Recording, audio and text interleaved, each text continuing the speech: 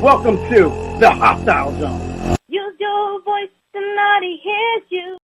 Welcome to the Hostile Zone. You're with the infamous and dangerous and always in your face, calling a spade, pulling back that curtain on waste, fraud, abuse of government, and societal issues that matter to you, the taxpayer, and you, the American. Welcome to the Hostile Zone, where the truth is a weapon and silence is surrender.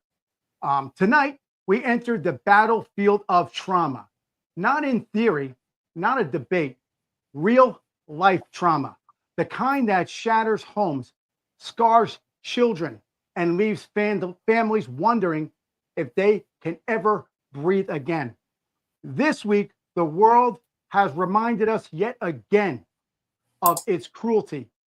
In Minneapolis, Minnesota, bullets tore through a school and a house of prayer became a war zone. In California, the name Emmanuel Haro, a 7-month baby went missing, is a symbol of innocence stolen before it even can speak. Trauma is not a headline. It's not a number. It's a wound that cuts deep into the flesh and into the memory and into your identity. But there is the truth. Some rise from the wreckage. Some refuse to stay broken. Some turn their scars into shields and fight forward. Our guest tonight is one of those warriors. Adriene Caldwell is the author of Unbroken, Life Outside the Lines. Her story is an amazing story, folks. Her story is forged in fire, abuse, poverty, homelessness, violence, loss. I could go on. We only have an hour, so I could keep going. But instead of surrender, Adriene built a life of purpose, a voice of truth, and a message of hope. This is not just a memoir or a come weep for me book. It's a battlefield of testimony. It is proof that the broken lives can be rebuilt, that silence can be broken, and that even in the ashes, survivors can be unshaken. And tonight, her story marches into the front lines here on AM, FM, iHeartRadio, social media, and if it's not on your television, demand it. But I digress. Joining me, as always, is the elegant storm in silhouette herself, my co-host, and the personification of unshakable grace under fire, Miss Bianca Sea, S-E-A, like the ocean. Thank you, Bianca Sea. That's me. Hello, everyone. Welcome to the show. Thank you. Miss Bianca doesn't chase attention, she commands it. She doesn't follow trends, she sets them and puts them into tone. And when she speaks, elegance stops being soft and it becomes a strategy. Bianca, welcome to the battlefield. It's going to be quite a battle tonight. Yeah, well, life is a battle. Quite a story, folks. Quite a story. Very relevant to what's going on in the world right now. I'm very, very. I don't want to say excited because it's not an excited situation, but I'm happy. I'm actually, here it is, folks. Humbled? I'm humbled. Oh, you got me on point there. Not in the teleprompter or anything. That was right there, real. That was real. Humbled that she is taking the time to talk to us and to express to our viewers and listeners what she's gone through and where she is today. But as always, we must start the show with the famous, relevant quote of the day. And what is the quote of the day? Well, thank you.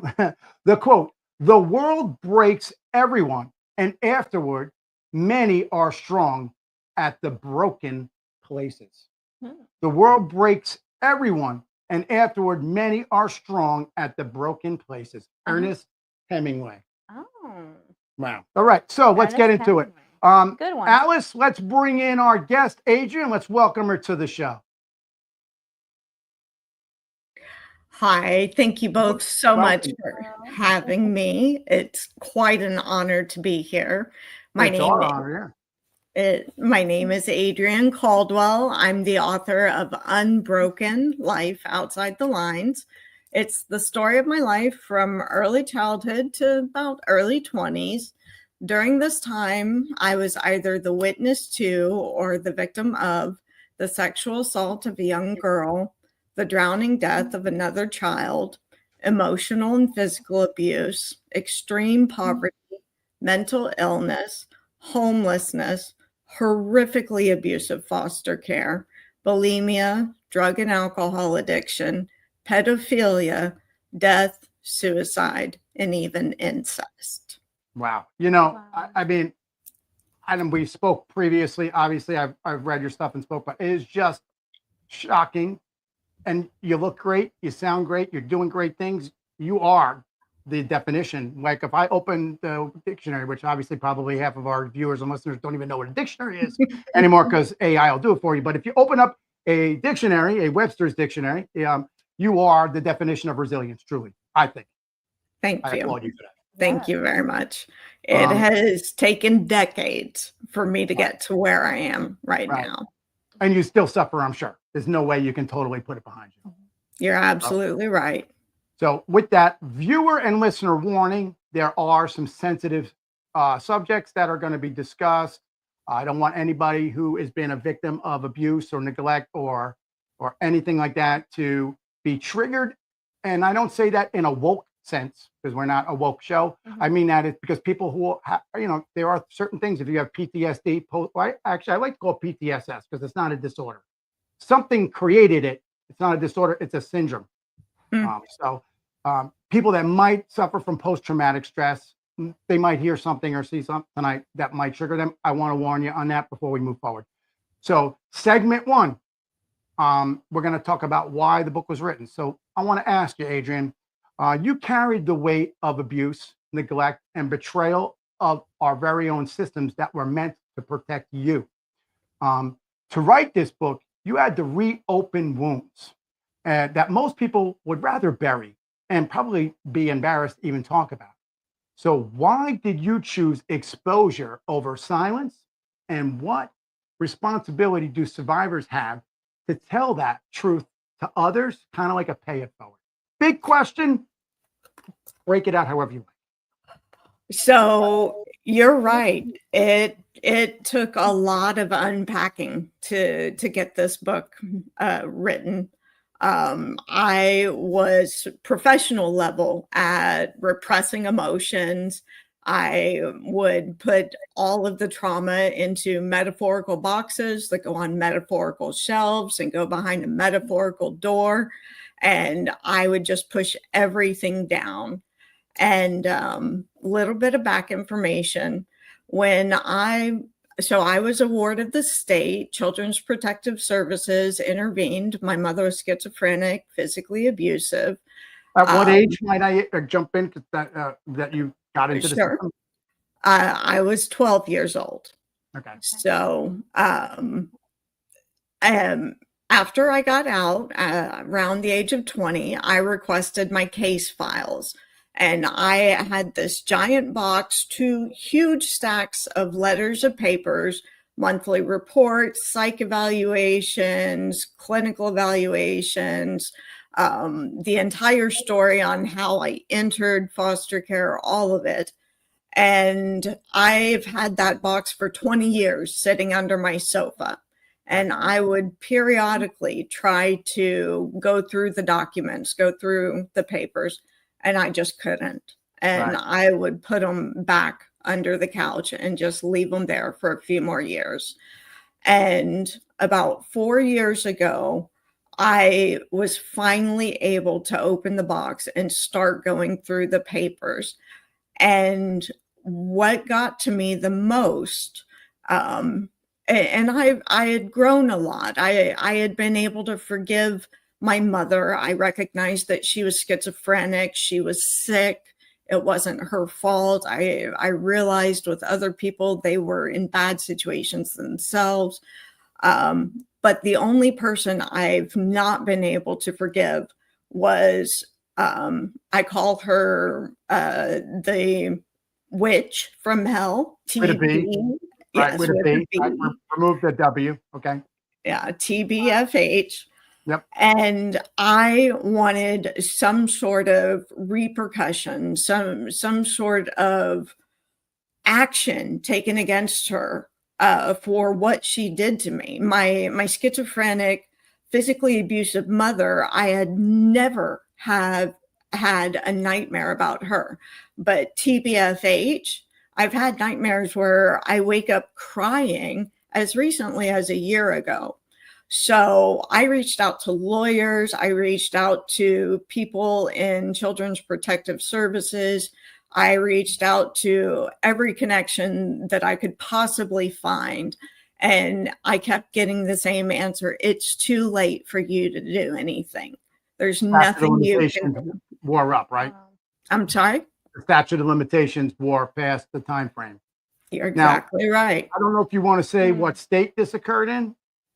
Texas. Okay, because sometimes some states, and I'm not proclaiming to know Texas, but the timeline of statute of limitation actually does not begin. Clock doesn't begin until you turn 18, not the child. So in other words, like if you were a victim of obviously what any of these things you said, your actual timeline would for somebody for the statute of limitation would be at 18, not at 12.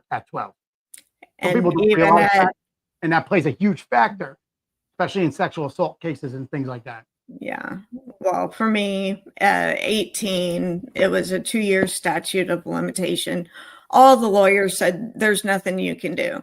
And so I did the only thing that I could do, and that was start writing. Right. And I'm the type of person, growing up, I went to 13 different schools before I graduated high school. So I'm very good at meeting people and getting them to talk about themselves and keeping the spotlight always For off of yourself. myself. Yeah. Exactly. You were guarded. Yeah. But the few people that I would open up to would always say, from the time I was 15 on, you should write a book. You should write a book. And so when I got nowhere with getting TBFH, well, first I wanted to make sure that she had no more foster girls. And did you successfully accomplish that? Is she no longer, I don't want to say serving in the system, but within the system? She no longer has a license in my county, and internet, you can find anything nowadays. I found her new address, and I made a report to the county that she presently lives in, explaining what I went through. So I pray to God that she does not have access to foster children anymore, because I hope that they heard you. I hope that. Yeah. And this will, for you saying this right now, it's going to be out as well. So it's good that you do that. Adriene, I have, why tell your story now? Why today? Well, honestly, I wasn't able to do it earlier. I did not have the emotional bandwidth. I had my daughter when I was 25. Prior to that, my life was one disaster after another. And I really did not have my stuff together. And when I had my daughter, she was born August 7th, I immediately started drinking again. And November 8th, I woke up on the bathroom floor mat. And that was the date that I decided that, because I was terrified to be a mother. And I was telling my husband to tell his parents to take her, that I wasn't able to raise her, take her back with them. They were from England. He was from England. Take her. I can't do this. November 8th, I would wake up hungover on the bathroom floor mat, and I decide that I am going to raise her, and I am going to do whatever it takes to give her a childhood that I didn't have. So what that meant for me was getting my life together. I ended up becoming a certified financial planner, senior financial advisor at a military financial services company. And really got my life together up until, and this will be in book 2, at 35, I was diagnosed with rheumatoid arthritis. So my body rebelled, and I have lived through hell and pain for years. And I am only now in a position where I've been able to write. And I realize that had I been healthy, I would have stayed a financial advisor, and this opportunity would have never presented itself. Isn't it So, crazy how, like, Wow. nature just does what it needs to do sometimes? yes, Yeah. I feel like what happened was what needed to happen to put me in this place where I'm able to face what I've encountered, and to have the time and the faculty to address it. Right. So And it's I'm sure taken you me. were probably very instrumental and understanding and helpful with the military personnel that you assisted with this unnamed financial government military institution. We don't want to do that, but you served them, and obviously you can relate to traumatic brain injury and PTSD that some of these people are going through. So that's good that you got that opportunity to work and do that. Yeah. Absolutely. My grandfather, though he was schizophrenic and he was medically retired from the military, um, he he served in the Navy. My cousin, who is like a brother to me, he was a Marine. I never served myself. My psychological background, I wouldn't have passed. But yeah, it was the most that I could do to help serve my country, to help serve those serving. Well, knowing that financial institution and being using their services, I thank you because they've been extraordinary in helping me with all kinds of financial stuff. So they've been serving me for 20 years. So I thank you for that. What's going to move into the? Did you want to say anything extra? We're going to go into segment You 2. can go into All right, segment 2. All right, we're going to talk about turning pain into purpose. So, plain can be, I don't know, pain can be like a poison, I guess, or it can be extremely purposeful. Yes. What is the exact turning point where you realize that things just weren't designed to break you, but would instead show the true resilience from within, and now you needed to give back? Okay. My breaking point, and I'm going to be very candid here. My breaking point was a couple of years after I graduated from college, using the tuition waiver. Wards of the state, they're allowed to attend public universities without paying tuition and fees. Now they even cover room and board and all this stuff. Back when I Which was is going good. I through mean, it, it's a state institution. You came through their system. Yeah. I believe yeah, they have a duty to do that. So, they're effectively your parents. yeah. So And what are they going to do? Drop you at 18 into the community with broken and emotionally broken and not financially ready? I mean, that would just be a travesty, which they've done. So thank God that people like you have been lucky enough. But I digress. Go ahead. So I'm sorry. Please repeat. Get me back on track.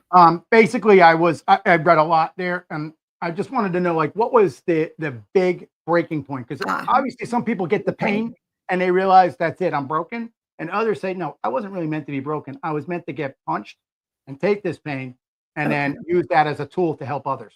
What was that point when that happened for you? My breaking point was my final suicide attempt, and I had multiple suicide attempts. First one at 15 when I was diagnosed with major depressive disorder. I came back to TBFH's house. I took my razor apart. I cut my wrists. When she looked at it, she didn't ask about me. She wasn't concerned about my well-being. Her response was, "You didn't even do it right. You're supposed to cut along the vein." That was her response to me. Oh, wow, that's Oh my God, that makes me so Yeah. mad. Yeah. We could go into a lot more, but I used razors, I used pills. There's even one incident where I was in a complete drunken blackout where I downed a bottle of pills. I wanted the pain to stop so badly. I was so desperate that in a drunken blackout, I attempted to kill myself. And the next day I woke I'm up glad in you the weren't successful. Well, that must be Yeah. said for a reason again. And I woke up in the hospital in a gown in bed, and my Aunt Rose, who I say God didn't give me a mother and a father, he gave me two mothers. Um, she told me that I had that I had overdosed. And I looked at her and I swore, I was like, no, I didn't. And they even showed me the toxicology report where I had downed a bottle of Xanax. And I still didn't believe it. And it wasn't until I got in my car that I saw the regurgitated, leftovers of the pills, which people don't realize your body will fight to stay Your body's trying to alive. stay alive, right? Mm. Yeah. Yes, absolutely. And that's when I finally accepted that, yes, even in a drunken blackout state, I was so desperate to end the hurt, to end the pain, that I tried to kill myself. Now, my final suicide attempt, I got my uncle's gun, a 9mm Glock. I Wow. put it to my forehead and I pulled the trigger, and it went click. And Wow. I pulled the trigger again, click. Two I looked times? at, yeah, Wow. I pulled Wow. the trigger twice. Oh, that if that isn't the finger of God telling you right here, this is where you need to be. Yes. Yeah, there's your answer. Yeah. That's very moving, and Really. you caught me on air because you didn't tell me that. Wow, Wow. you kind of pulled the wind out of us on that one. That's good though. I'm glad, and that's good that good thing we gave the viewer and listener warning. Well, that makes Yeah. me believe that you definitely have a purpose Yeah. to let your message go out there. It's unbelievable. And Adrienne, I have a question. The safety had engaged by less than a millimeter. It was the breadth of a hair. A hair is all that had engaged. Man, And that saved me. even the And thought of that from just raises the hairs on my arm. I'm like, that is just crazy. And in the psych ward that evening, that's when I realized like almost a divine peace came over me. Right. And I knew that I had a purpose on this planet. Now, unfortunately, God doesn't send memos. He didn't tell me what that purpose was. Yeah. But yeah, that was my moment of pain and desperation and intervention. So Wow. yes, Wow. Bianca, you were going to ask me a question. What helped you keep going when it felt easier to give up? Well, I tried giving up repeatedly, and I wasn't allowed to.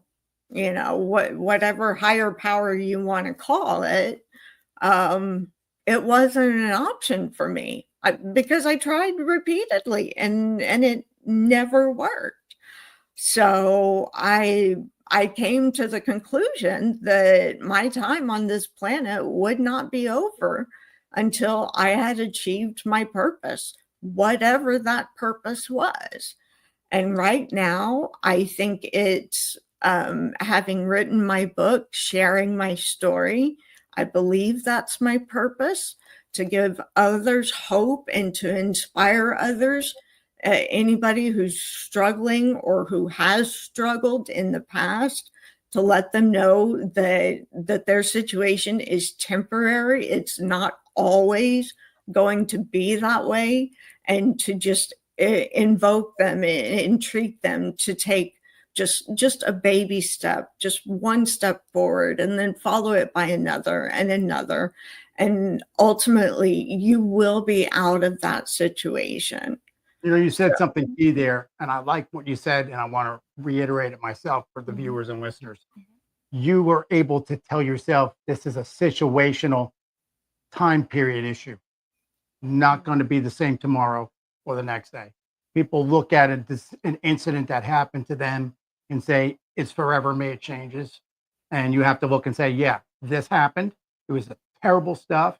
It really knocked you down, really hurt you, cost money, cost a lot of things. But 5 years, 10 years, maybe 10 days, it's a different place. And I like that. So I'm going to segue into the next section. If you were done with that, are you good? You can move forward. I'm good. Good. Okay. Next one, I want to talk about trauma in the headlines. Right. There was a school shooting recently. I mean, it's almost like this is almost an everyday occurrence, which is just terrible. That So we are the sad. most advanced nation in the world, and we still are slaughtering our children. It's terrible. So I'm going to say, when children are slaughtered in the classrooms, we're not just witnessing a tragedy, we're witnessing a nation that is normalizing trauma. We're accepting trauma to be normal, and that is not normal. So what does it do to a society when schools become crime scenes? And what is the long-term cost when an entire generation is raised in fear over safety? Tough question. Think about it for a second, but I wanted to be impactful. Well, I have a 20-year-old daughter myself. She does attend university. And I was recently sent a text message, every parent was, that there was an active shooter on campus. And thank God it was a false alarm. But just the fear within me, and my heart goes out to the parents of the children that had to suffer through this, whether they be actual victims or just witnesses. You know, the studies say that your brain can't really differentiate between being a victim and witnessing the trauma. They're essentially. I actually agree, and I say, I'm, for what it's worth, I almost say, is it better to have not experienced it and been the one that was killed compared to the one that's sitting next to the person that's killed? Maybe the person that was killed, adult child, we're not talking just in general, a person who does not have to wake up tomorrow and the next day, every day, replaying the image of the person next to them being slaughtered. I don't know. It's not the question. It's a thought out there. I just personally, I would rather be the one to be shot myself than to watch somebody else next to me. Nobody should ever have that experience. We shouldn't even have to talk about that. But it's kind of like a reality. You're a victim regardless. Yeah. And the mother at home and the father at home and everybody else that had to hear these notifications on the news and the text, like you said, everybody's a victim at that point. But I know I actually spoke to my daughter about it, and this is normalized for her. The active shooter alert, the fact that there could be a shooter on campus. She told me that even when she was in high school, they had drills, and that it felt like a very real possibility for her. And my heart goes out to her, because she should not, at 20 years old, she should not be thinking about those things. That should be the last thing on her mind. That should be not what you're thinking about ever in any situation. I agree. Obviously, we have war and things of that, but you should never at any time be worrying that you're going to take a bullet or watch somebody else take a bullet. Or even the person that was stabbing people in Walmart, right? These incidents that occur. Nobody should ever have that fear. That's true. Like I have to look like 360 all the way just to go shopping at Walmart, to be honest. And, like every time I bring my child with me, now I got to be worried if he'll be taken, or you know what I mean? So like, it's unbelievable. It's, but you got to still go on. Yeah. That's it. I think I would like to see, and I do a lot of research myself in writing like you, Mm-hmm. and I would like to see what is different about this generation, that these shootings are just becoming so normalized. because really the first, and it's not in the notes that I was going to say, but really the first school real shooting took place on a university campus in the 60s. We're not going to name, I'm not going to give any names like that because I don't want to give any notoriety, but do your You're research. referring to UT Austin, correct? Yeah. The bell shooter. The bell tower shooting. That was really the first time we saw, I think the first time we really actually saw it.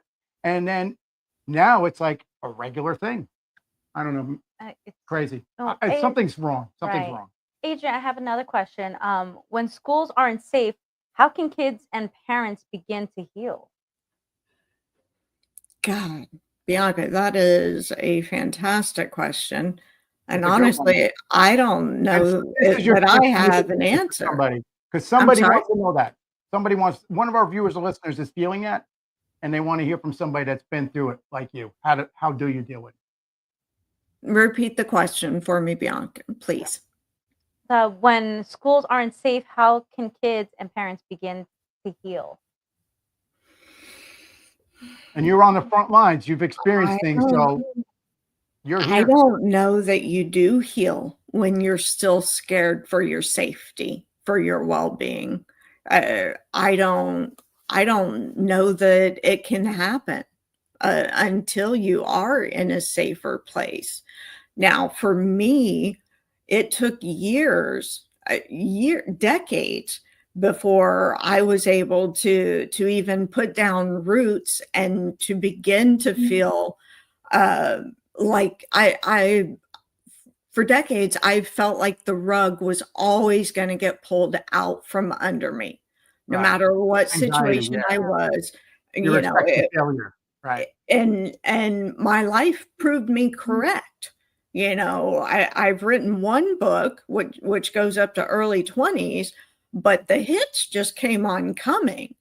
And so it's really only been recently, the last 5, 6, 7 years since I've married my husband. And he is the definition of stability, that I have felt safe, and it wasn't immediate with him. It took a lot of reassurance, right? But that pain had to heal first. At least it had to scab over. The wound had to scab over before I could start moving forward in a hopeful, positive manner, believing in myself and believing that something good could come from the world. Right. So I want to ask a little small follow-up to that. And if you had one word, what would that word be that you would say to somebody who's in the audience listening or watching that will help them maybe make it to the next step? What would that word be that's impactful for you that you maybe would share with somebody that may need that right now? Okay. Give me a second to think about it. I want to. It's a good question, and it just came to me. It was not pre-planned. I didn't try to drop it on you, but I think there's something. Everybody has something, whether it be a religion thing or what, everybody has something in your mind that is the focus word. You have to have some sort of focus word that got you here, and maybe that could be the word that somebody else needs. I'm going to use a modifier. Go for it. Be brave. I like it. Be brave. Right. And that is a very broad term because everybody, that's perfect. That's a great one because that could apply to everybody, anybody's situation. Man, I like it. And that's what we try to do on this show. Be the voice for the voiceless. Speak for those that can't speak for themselves. You're doing that right now. You're speaking for so many people that probably are feeling the same way that you've felt all your life. And they only wish to be where you are now. And you might be that guiding light that they see and say, hey, I can be there. Like you said before, it's temporary, situational. It's not a lifetime situation. So continuing with trauma in the headlines, baby Emmanuel Haro, missing out of California. I shake my head. I don't want to, just terrible stuff. So with that, Emmanuel Haro's name will be remembered as a baby destroyed by abuse before he even had a voice. What does his death reveal about the cracks in our system, the very system you've been through? And how should a civilized first world country, we're not a third world country, a civilized first world nation, measure itself when it cannot even protect its most innocent and most vulnerable? I could not agree with you more. It's little off topic from there, but when I was in 6th grade, my best friend convinced me to go to the counselors. Children's Protective Services were called. They came to my house. My mother could play normal. She could fool anyone. And if the caseworker had taken the time to either speak with my family or look at the prior incident, there was an incident from 1st grade where my mother had hit me so hard that it left a mark across my face for the day, then that caseworker would have realized that this wasn't just a typical mother-daughter disagreement, that this was ongoing trauma and abuse. And the trauma and the pain of losing a child, and it's unspeakable. It's horrific. I can't even fathom the thought of it, to be honest with you. It's a terrible stuff. And It I hope that terrifies this me. conversation isn't opening any additional wounds for you. I hope that it's not. Again, we put the viewer warning and listener warning. Right. Adriene, when we hear Emmanuel's name, it hurts. How do people ever feel safe again after a tragedy like that?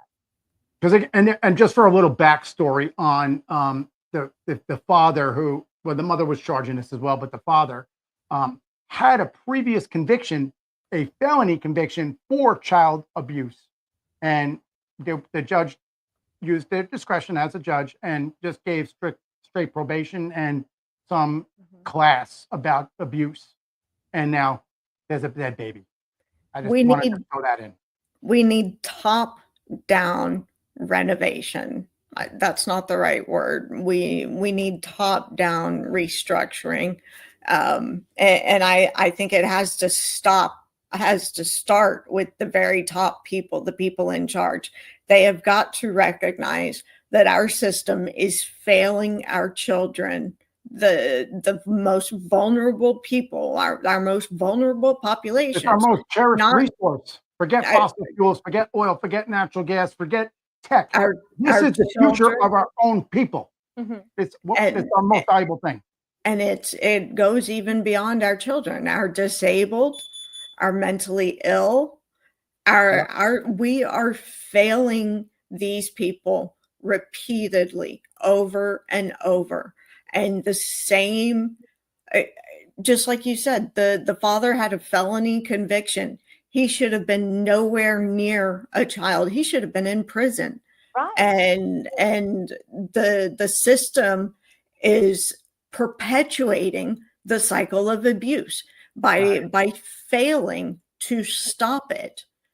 Right. And I don't think it's going to take a genius to make those changes. I think it's going to take an investment. An investment is expensive, and we have to allocate public tax dollars away from illegal immigration and providing free stuff to everybody that is not a citizen here, that is not born to earn that right. It's our tax dollars need to go to these programs and systems that protect our most cherished resource. Yeah, and absolutely. I think top down, we have to fund it. It has to be funded. We're spending money on far stupid things across the board and dropping the ball. It's terrible.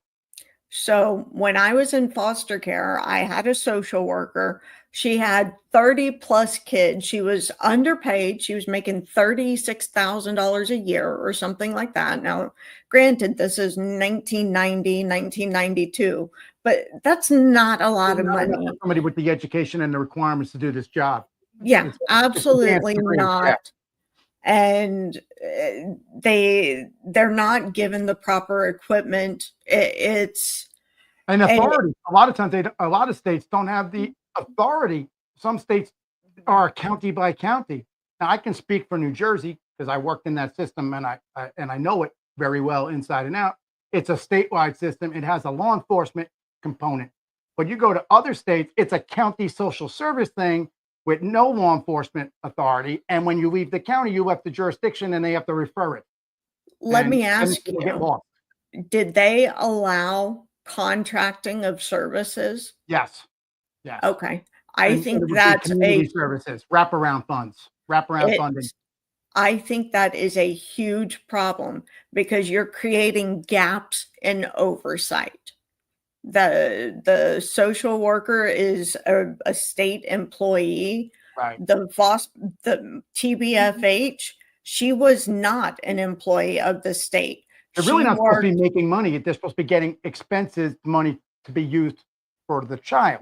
Well, But they that's a use a lot of different people use it as an income. conversation. It's a profession. Right. Becoming a foster parent is a profession for many Right. people, and they run as many kids as they possibly can through their homes.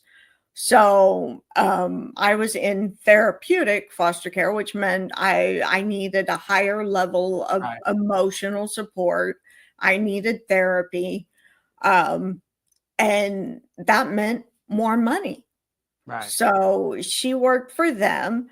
They had very little oversight from the state. And they're And desperate for people to do this, so they almost put up with things that they shouldn't because they have nowhere to put children. And I've been in that experience on investigations where we had to order removal immediately of a child, and especially if there's medically sensitive, Mhm. therapeutic like you, things like that. Where do you put that child? That's It's the 3 o'clock in the problem. morning. At 3 in the That morning after a 911 call, and the child's beat up. Where do you bring them? So yeah, and there is that's a the problem. problem. Yes, it is. Where when I was with TBFH, the only other place for me to go was a girls' home. I was And going to say, I we also deinstitutionalized in America in the 80s.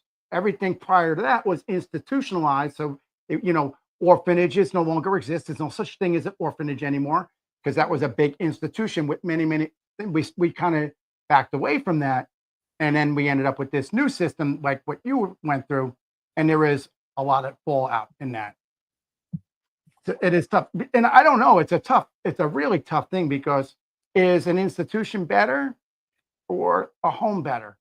Either way, you need a place to put this fragile being that we're charged to protect. They have to go somewhere, and nobody's stepping forward to do it. Yeah, I was homeless the summer after 4th grade. My mother, brother, and I spent the Houston summer downtown Houston with the skyscrapers. We stayed at the Salvation Army, and they would kick us out every day from 10 a.m. to During the 3 day. p.m. To look for and work or something, right? Yep. to look for work. But in downtown Houston with Yeah, your where are you 2 gonna go? children Yeah. with you, we just wandered aimlessly, and it just Yeah, it's an amazement that society didn't abuse you further than you were being abused in the system while you were out during the day, and anything could have happened to you. one time somebody actually gave us a pizza.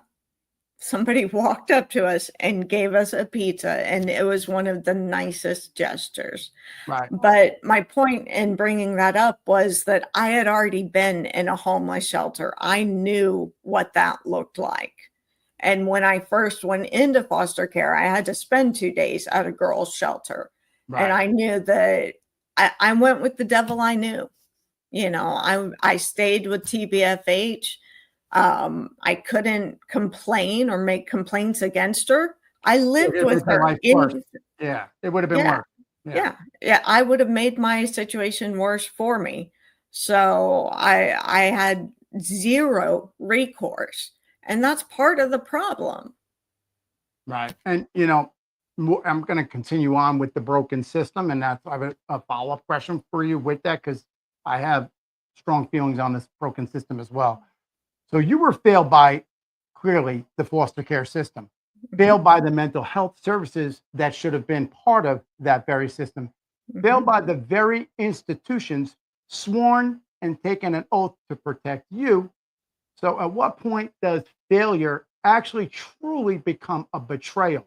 And how do we, as Americans as a society of adults reclaim that trust? How does the government reclaim that trust when the guardians of safety are the architects of the structure and trauma? I have no trust in any government safety situation. It doesn't exist for me. What's the joke? What's the saying? I'm here from the I'm from the government. I'm here to help. Oh boy, people freak out when they hear that saying. My grandmother was my protector and my guardian against my schizophrenic abusive mother, and she died when I was 7 years old, and that's when my childhood ended. And I learned that the only person who was going to look out for me was me. Yep. And I got very good at working the bureaucracy and finding the loopholes. There's a loophole in everything. Cut the red tape. I'm all for it. I'm with you. But you piss off a lot of people along the way, but you got to do what you got to do. I sure did. My caseworker, when I received a congressional scholarship to do a 1-year foreign exchange to Germany. And I wrote my caseworkers explaining, I'm very concerned when I come back. I don't know where I'm going to live. I don't know what high school I'm going to go to. I don't know how I'm going to get a driver's license. I listed all these concerns, and I waited a month or two, no response. I wrote her supervisor, 16 years old, and I went over her head. Good. And that's me. That's who I had to become. You had to do that because no one else is doing it for you. Exactly. I was the only one taking care of me. So I'm going to digress that to what you said before. Be brave, be bold and proactive. We'll add that to your statement before. Be brave and be bold and proactive. I thought I'd add that for you because I think we could have that as a slogan. I think that might be the part of the title of this episode. Be bold and be brave. I think they should. And I hope if you are out there and you are a victim of whatever age you're a victim, whether it's currently happening or previously happened, be brave, like Adriene said, but be bold and speak for yourself. And if you're not strong enough to speak for yourself, find somebody that is willing to help you speak for yourself, not to speak for you, but to help you speak for yourself. And I think as Americans and as human beings, we all are charged with that duty to assist with that. And that's why we're all here today. Absolutely. Ms. Bianca, you had something? Yeah. Adriene, what's the first fix? If we could change one thing, what would it be?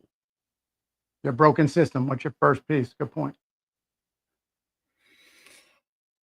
Tough one, right? I think it would be as simple as doubling the social workers. Just to start. I mean, they can't uniform training too.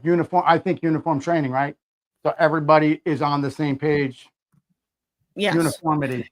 And my book, as I mentioned before we started the show, I would like my book to be used in psychology and counseling programs that focus on early childhood trauma, because I've got the firsthand account, and then I have all of my CPS documents on my website available to view. So I've got the firsthand account, I've got the clinical account, wow. and you can match the two. Powerful. That's powerful.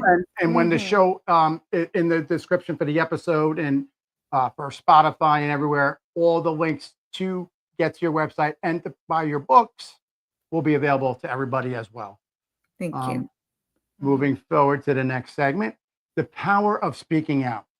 So, Adriene, silence is the currency of abusers. Clearly, they benefit by your silence. It keeps the cycle continuing to move fluidly without any stoppage. By writing and speaking, you broke the economy of silence. You were the Doge of the victim. You are the Doge of the victim. Do you believe every survivor has a moral duty, or let's say obligation, and to speak out, and to what price is paid when certain people are just continuously locked in fear in that cycle?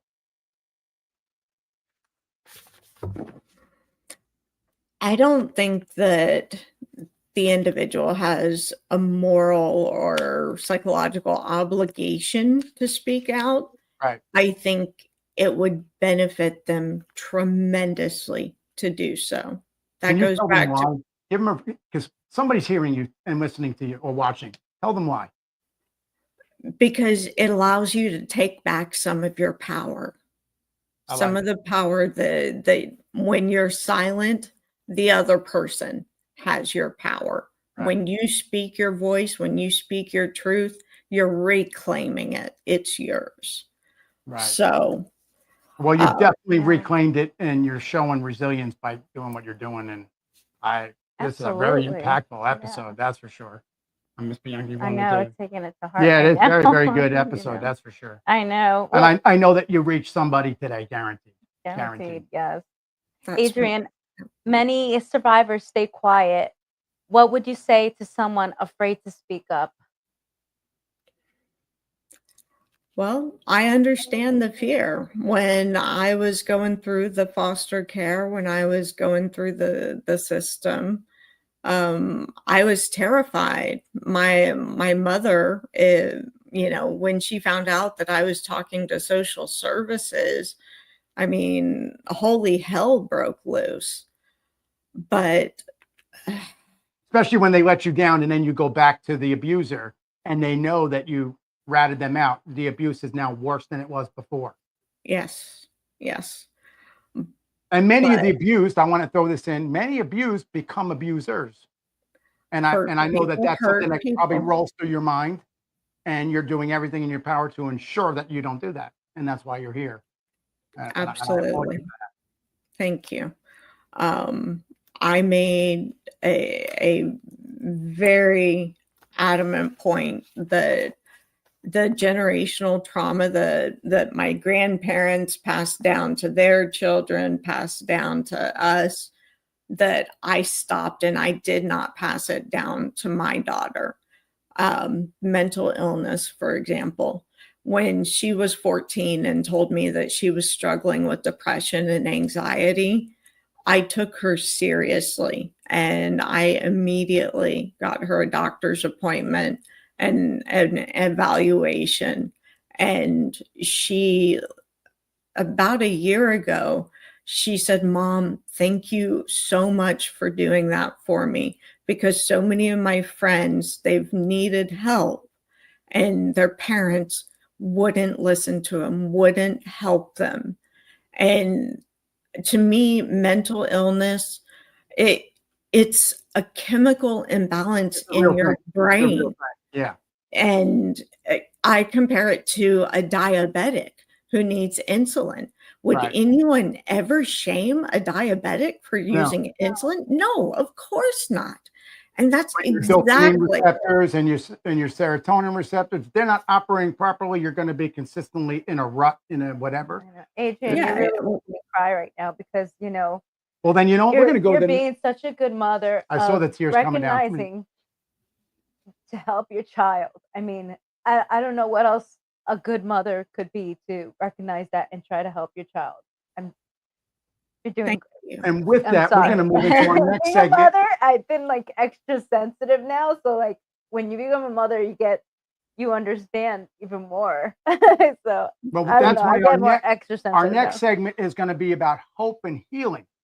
So that maybe will help you. I was watching the tears from over here, and I'm like, I'm "What, sorry. Like we need to kick it back," and that's why we did a viewer and listener Okay. warning.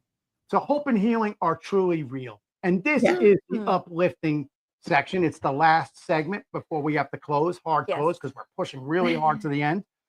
So I say cried. this to you. I never cried on the show. No, yeah, that's a I'm first. I like, think oh my it's God. that's good though. I mean, it speaks volume that you are there. It is, Adrienne. You've done one thing. Yeah. She's a mother, and you impacted one person already. So Oh my God. you've accomplished seriously. your mission before you even started. Thank I you. applaud you. So moving forward, hope is not a slogan; it's a strategy, and it's real. Your life is living proof that brokenness is not a destiny. For a person listening tonight who truly believes that they are beyond repair, what hard truth do do you need to tell them, do they need to hear to know that healing truly is possible? Give me a There's second. That's a tomorrow. tough one. That's a tough one. It is a tough one. And I know it's not a sandbag question, but how do you answer it? It's tough. But there's something for you that at one point you said you knew it was situational. Mhm. I mean, Yeah. healing is real. Absolutely. Absolutely. Right? But it takes courage to confront the pain, because you can't heal until you've addressed the injury. Right. Exactly. You have to address the underlying injury that created it. Right. Mhm. Yeah. So I applaud you for that. And Miss Bianca's got to jump in. We're getting close to a hard close, and I want to make sure that I get my closing in for you. And also, last statement on the hope, folks. If you're listening or watching, make sure you go to the link and get her book, because that might help you facilitate the process for healing for yourself or for a loved one or a friend. Mhm. Pay it forward. That's what I say, Miss Bianca. Go ahead. Yes, Adrienne, you built the life, marriage, motherhood, a future. How did love and support help you stay unbroken? Well, I was broken for a very long time. And it wasn't until the birth of my daughter that I decided that it was no longer an option for me to be End of the broken. line. Cycle broken. Yes. And as I mentioned earlier, it wasn't an immediate decision. It wasn't, I have an attachment disorder from my early childhood, from losing caregivers. And I didn't bond with her immediately. And in one of the psych evals that you'll find on my website under the documents section, it says Adrienne is terrified of having children because she's afraid that she's going to do to them what her mother did to her. So, I'm sorry, remind me again.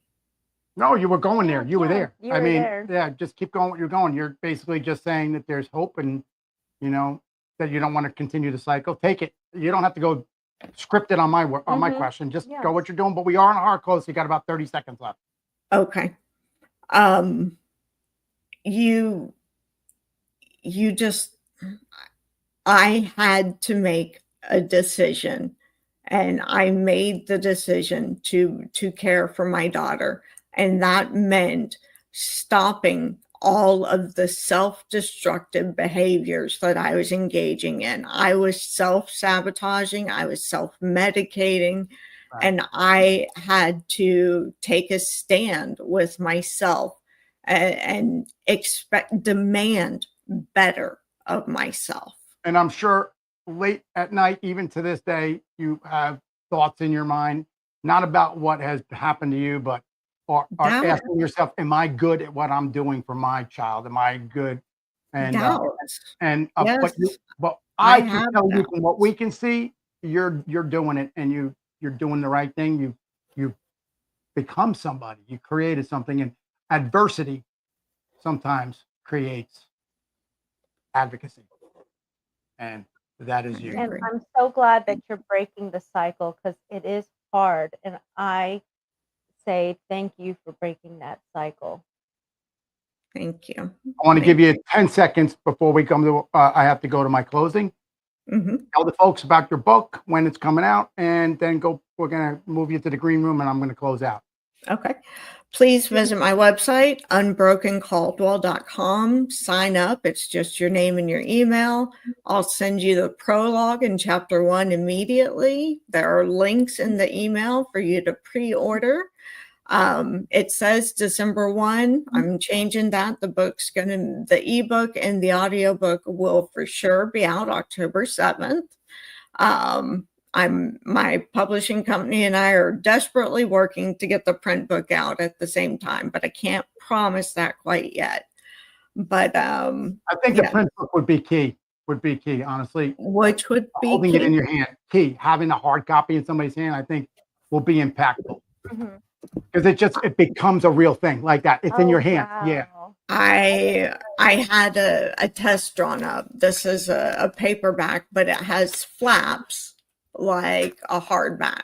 I like it. I like it. I And I think it's I in the like it. hand. It's got images. It's a great photo as well. I hope, I wish you the best and hope that you can get the printout soon. I thank you truly from my bottom of my heart. And I'm sure, Miss Bianca, here. you It made really an did impact touch on me our today. life today. And I know that there's viewers and listeners that you're going to help. Guaranteed. Thank you, Thank you Adrienne, so so much for much. coming to the show today. And stay in the green room. We'll chat after. Thank Okay, you so folks. much for having me. Yeah, absolutely. Again, thank you so much. All right, folks. So tonight, this was a tough one, right? It was. Are you okay now? I didn't expect to Yeah, it cry was on the pretty. show today.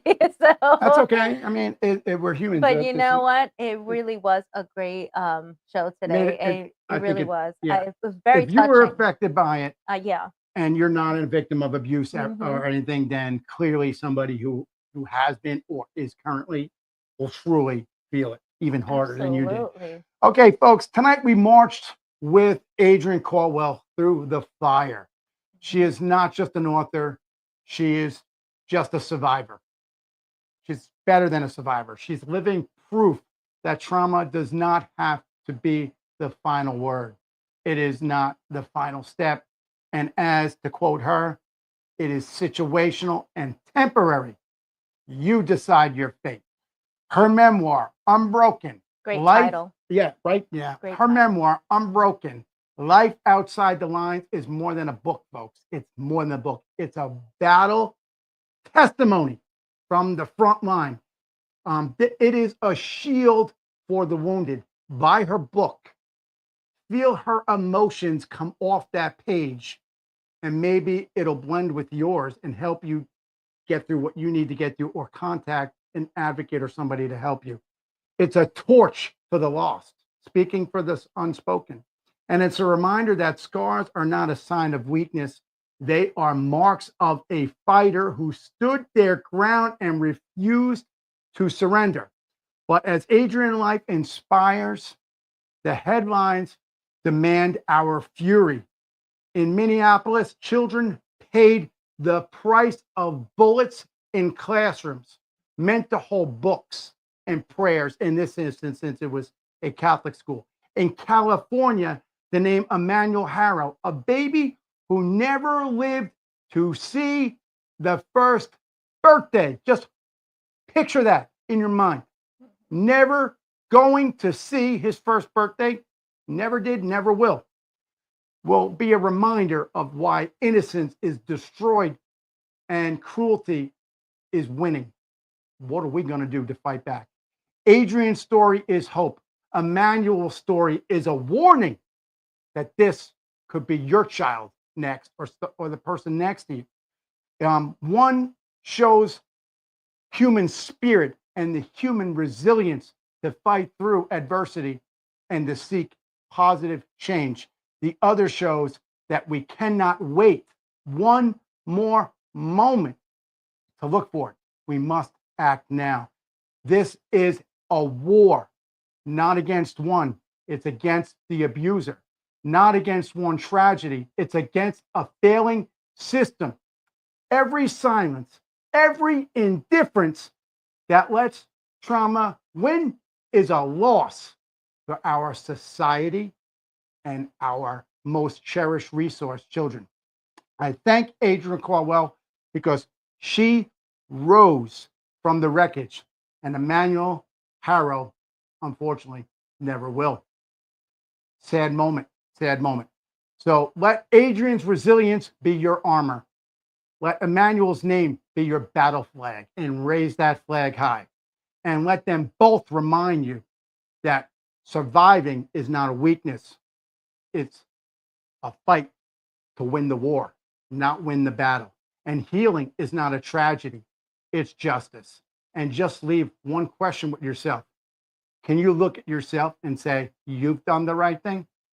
With that, folks, as always, 180 forward, 180 backwards, 360 times 365, 360 degrees, 365 days a year. Keep your head on a swivel, because danger does not take a day off, and neither should you. I thank you very much for coming to the Hostile Zone for yet another episode, an extremely impactful episode. Miss Bianca, anything final? I just like to say, I hope this show has touched someone. Adrienne would love that. And, it's really a strong message, an unbroken person, and also be brave. That was Right. a really good word, as she said. Be brave. When And the you know what? I'm world- going to say that too. Be brave as well, because you know what? I'm taking that to heart too. I'm going to be brave too. And I hope you be brave as well. When a world shatters and healing doesn't seem like it's optional, it's essential. Thank you again, folks, for coming out to the Hostile Zone. Stay safe.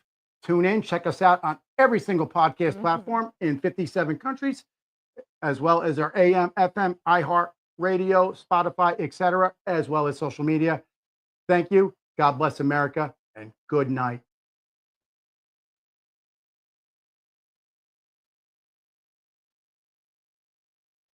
Oh, say, can you see by the dawn's early light what so proudly we hailed at the twilight's last gleaming, whose broad stripes and bright stars through the perilous fight o'er the ramparts we watched were so gallantly streaming, and the rocket's red glare, the bombs bursting in air, get through the night, that our flag